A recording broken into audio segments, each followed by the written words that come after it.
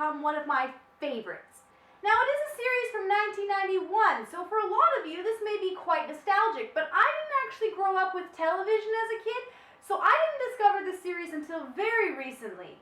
I don't often feel as though I missed out a lot by not having TV as a kid, but in cases like this one, I am talking, of course, of High Seas Adventures with the Pirates of Dark Water.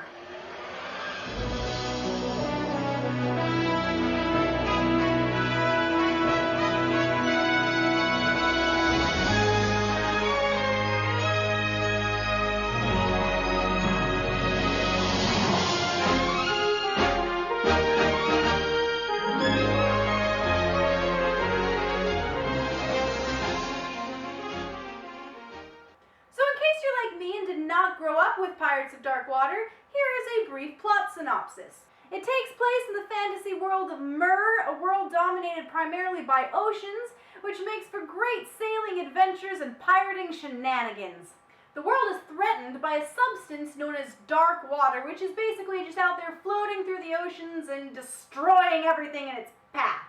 The dark water can only be beaten back by magical artifacts known as the Lost Treasures of Rule, and Ren, the Prince of Octopon, is on a quest to find them and save the world. However, the evil pirate Bloth also wants a treasure so that he can control the dark water and take over the world himself. So it's basically a typical fantasy adventure series with pirates. Now, it's hard to pinpoint exactly what makes this series so good or why I fell in love with it. The storyline is just another go find the magical artifact questline story. There's pretty much no real character development to speak of. The animation is surprisingly well done and fluid, but the art style is by now a little dated.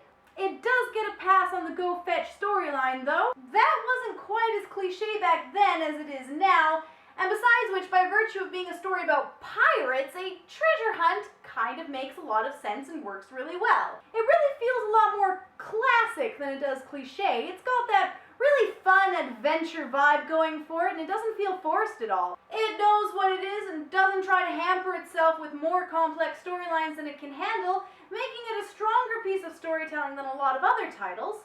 I know that a lot of shows today are very complex with 1,000,001 plot strings and characters to follow, with every character being incredibly conflicted and complicated, and those shows are great.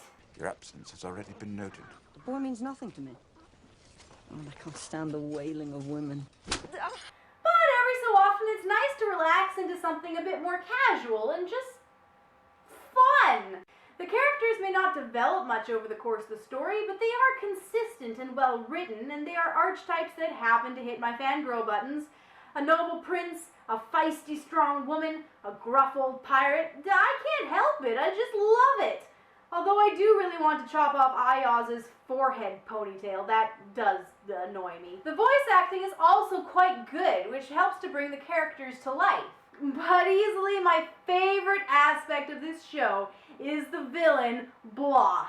Bloth is a great villain. He's hammy, but just sinister enough to work. When I was a kid, my favorite scenes in TV shows and movies were the scenes where the hero would get captured by the villain. These sorts of scenes really allow the hero to show his awesomeness by being defiant in the face of danger.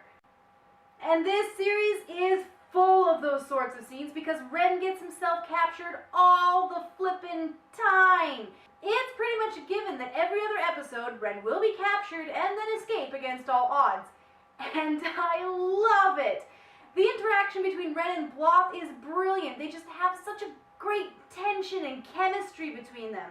And this show is actually surprisingly dark for its time. From the demonic entity producing the dark water to sorceresses who end up melting themselves in the pursuit of eternal youth, this show actually has some surprisingly dark subject matter, which is pretty impressive for a time period where cartoons were considered to be purely for children. I'm really not sure what age demographic was being targeted, but it seems to be a much older audience than any of the other Hanna-Barbera titles at the time. The biggest problem with this series, however, is its ending. That is to say, it doesn't have one. It didn't end so much as it just stopped. There are 13 treasures of rule that have to be found in order to beat back the Dark Water, and we only get to see Ren find 8 of them. There has been lots of guessing about why this show ended prematurely, but nobody really knows why. But there are tons of petitions online, even today, for this show to be brought back in some way, either with a continuation or a complete reboot. Personally, I think a live-action movie would be brilliant, with maybe, say, Mark Strong as Bloth. But let's be honest, Hollywood would probably mess it up, am I right? I guess in the meantime, though, there's fanfic?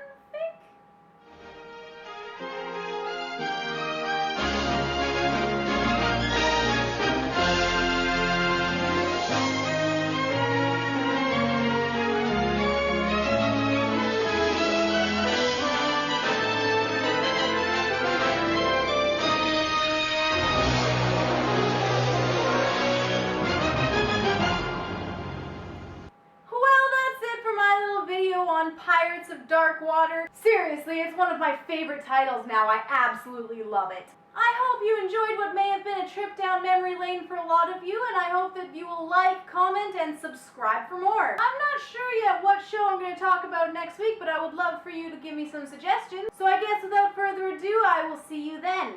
Bye!